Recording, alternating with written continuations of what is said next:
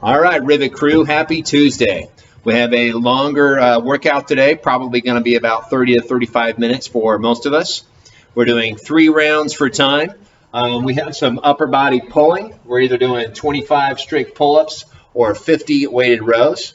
And then everybody's doing a 400-meter run, 50 sit-ups, and an 800-meter run. We're doing that 3 rounds for time. So first off, I'll talk about our pulling weights.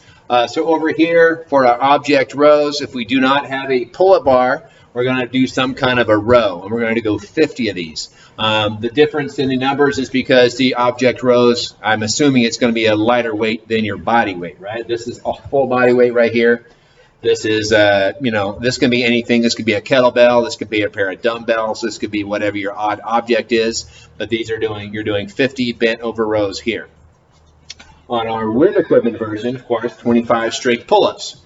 That is a big number. For this, I want you to limit this to about 3 minutes for that first piece of 25 straight pull-ups. If you can get them done in under 3 minutes, great, carry on.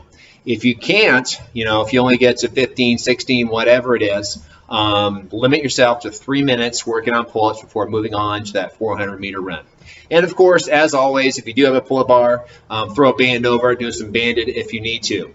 And again, don't have the bar, you're doing the rows. But everybody's doing our runs today, 400-meter run, 800-meter run. Get those measured out, those distances mapped out before the workout, of course. Use your Google Maps, works really well. Respectively, the 400-meter run and 800-meter run should be about 2 minutes or so for the 4 and about 4 minutes or so for the 8, approximately. It doesn't have to be exactly that, but that's kind of what we shoot for. And then sit-ups. Use an ab mat if you have it. If you don't have one, no problem.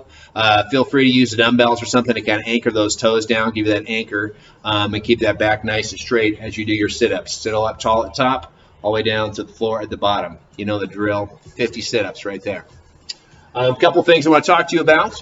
One, I mentioned this briefly in the pull-ups, is finding that nice hollow position when we do these, the feet out in front. Right, we stay nice and engaged in the abs, lock down the rib cage, and pull. We don't want to have the knees bent. We don't have the feet behind us. We want to be kind of like pulling that kind of very slack weight. Decide nice and engaged in your hollow position. This should be something that you feel familiar with from doing kipping pull-ups. And then running, big efficiency thing today. I talk about this a lot in class. If you've never heard my spiel. So you've heard the term heel striking. I'm sure you've heard it before. This is a style of running where the feet go out in front of the person, you land on the heel, and that's how you run, right? You're kind of reaching forward with the foot. This is a very inefficient, very high impact way to run.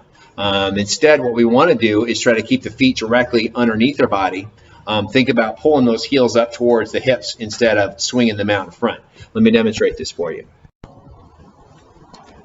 All right, so something to try in your warm-up run today, your 400-meter warm-up run, and something to keep in mind while you're doing your workout runs is what your feet are doing when you're running. So I mentioned this already. A common thing you see with runners is the heel strike, where the foot swings out in front.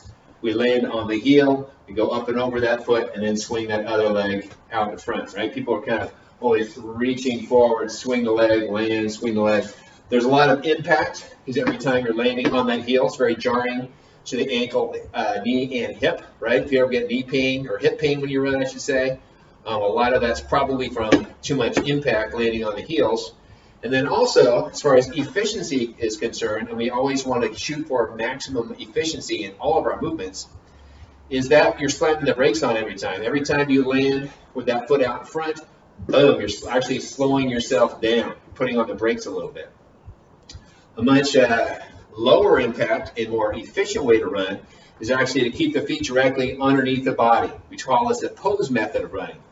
And that pose we're looking for should look kind of like a figure 4. See how my legs kind of look like a figure 4 here? What we're doing here is we're pulling the heel up towards the butt, right? Kind of pull it up, pull. It's simply switch legs. So our running ideally should look a lot more like this. Think about keeping your foot on the ground for as short a time as possible, right? As soon as that foot lands, pull it back up. Pull, pull, pull, pull. Very low impact, much more efficient, right? What we do to move forward is to simply lean. Think about letting those hips go forward and your body weight will pull you along, right? So, running.